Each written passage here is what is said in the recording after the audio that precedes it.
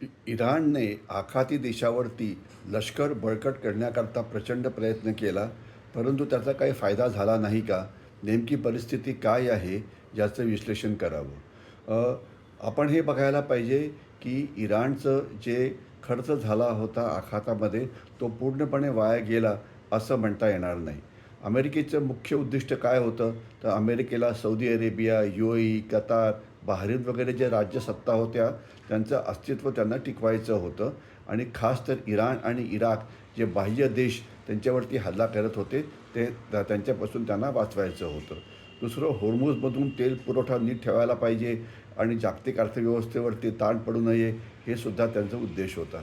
याच्याशिवाय त्यांना हा भाग अमेरिकेच्या प्रभावाखाली ठेवायचा होता आणि इथून त्यांना चायना किंवा रशियाला दूर ठेवायचं होतं. याच्याशिवाय प्रचंड शस्त्र विकून त्यांनी मोठा तिथे राजकीय प्रभाव निर्माण केला होता आणि अमेरिकेच्या अर्थव्यवस्थेला एक मोठा फायदा झाला होता. आणि एवढंच नव्हे तर या देशांमध्ये अमेरिकेचे जे लष्करी तळ आहेत हे सगळे तयार झाले होते. तर हे सगळे फायदे झालेले आहेत आणि फायद्यामध्ये मुख्य काय आहे की गल्फची मध्ये राज्यसत्ता बदली झालेली नाही आहे. गल्फमध्ये बऱ्यापैकी शांती होती. होर्मुझमधून जो व्यापार होता तो बऱ्यापैकी सुरू होता. ज्या दहशतवादी संघटना तिथे ॲक्टिव्ह होत होत्या, खास तर अल कायदा किंवा आयसिस त्यांच्या विरोधात कारवाई ही सुरू होत होती आणि हवाई कारवाया करण्याकरता हे इथे लष्करी बेसिस मिळाल्यामुळे अमेरिकेला या भागावरती लष्करी प्रभाव पण ठेवता येत होता आणि काही प्रमाणात शांतता पण निर्माण करता येत होती. आणि प्रचंड अक्षरशः शेकडो अब्ज डॉलर्सचा खर्च इथे झाला आणि यामुळे अमेरिकेचा आर्थिक, सामरिक आणि सुरक्षा दृष्टीने अनेक फायदे झाले. पण मग फायदा झाला नाही असं पण म्हणता येईल का? तर याचं उत्तर आहे की त्यांना 100% फायदा झाला नाही. काही प्रमाणात त्यांना फायदा झाला, पण काही प्रमाणात त्यांचं नुकसानसुद्धा झालं आहे. उदाहरणार्थ इराणचा प्रभाव रोखण्यामध्ये त्यांना पुरेसं यश मिळालं नाही आहे. इराक आणि सीरिया आणि लेबनॉन जिथे हिजबुल्ला आणि हुथी काम करत आहेत तिथे पण त्यांचा प्रभाव अजूनसुद्धा चालू आहे.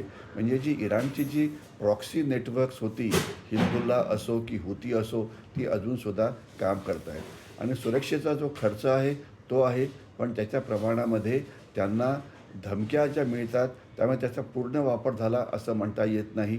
म्हणजे ज्यावेळेला इराणचे हल्ले या देशांवरती झाले तर तर त्यावेळेला अमेरिकेची शस्त्र त्यांचं पूर्ण रक्षण करू शकली नाही. तर त्याच्यामुळे अमेरिका या आखाती देशांचं रक्षण इराणच्या विरोधात करण्यामध्ये सक्षम आहे का याविषयी डाऊट निर्माण झाला.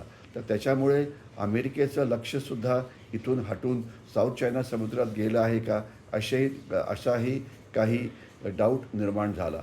तर म्हणजे इथे सैन्यशक्ती वाढून पूर्ण फायदा झाला नाही, परंतु फार नुकसान पण झालं असं पण म्हणता येणार नाही.